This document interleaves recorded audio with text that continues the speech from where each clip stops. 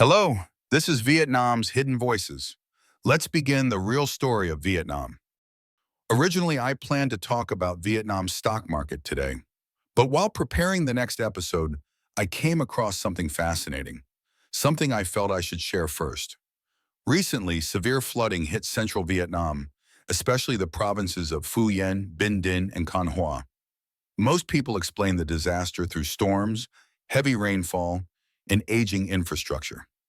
But while reading through Vietnamese social media, I found a very interesting post that offered a completely different perspective. I'll leave the original Vietnamese post linked in the description below if you'd like to read it for yourself. Today, I want to introduce you to these hidden voices, the cultural lens through which many Vietnamese are interpreting the floods. 1. Background. Vietnam's administrative restructuring. Vietnam is currently undergoing a major restructuring of its administrative divisions. Several provinces and districts are being merged, renamed, or reorganized into larger regions. In some areas, long-standing provincial names are being removed or replaced. To outsiders, this might look like a simple administrative change, but in Vietnam, a name is never just a name.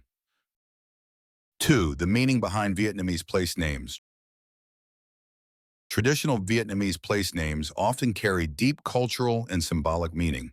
Historically, they were chosen to express prosperity, stability, peace, and good fortune for the region. For example, Phu Yen, wealth and peace; Binh Dinh, stability and order; Con Hoa, harmony and prosperity; Ninh Thuan, calm and favorable conditions. For centuries, these names acted almost like protective symbols, a cultural version of a good omen for the land. So when traditional names disappear due to administrative restructuring, some Vietnamese feel that the symbolic protection of the land is also being removed. 3. Hidden voices on Vietnamese social media. On Vietnamese Facebook, you can find comments like, "When you remove the name, you remove the blessing." These names were chosen for harmony. Changing them disturbs the balance. Our ancestors placed these names as protection. Without them, disaster follows. Of course, this is a cultural interpretation, not a scientific explanation, but it reveals something important. Natural disasters in Vietnam are often understood through both modern and traditional lenses, and the recent floods happened exactly in the regions where names and boundaries are being changed. This coincidence has fueled a wave of discussion online. 4. How this cultural view affects investment behavior. This worldview doesn't just stay online, it influences real economic behavior. First, project names matter. If an apartment project is called Sunview, but barely receives sunlight, people say the name has bad energy. The same applies to Riverview, City View, or any name that doesn't match reality. Second, number taboos. Floor 4 is avoided because it sounds like death. Floor 7 is avoided in the north because it is associated with loss.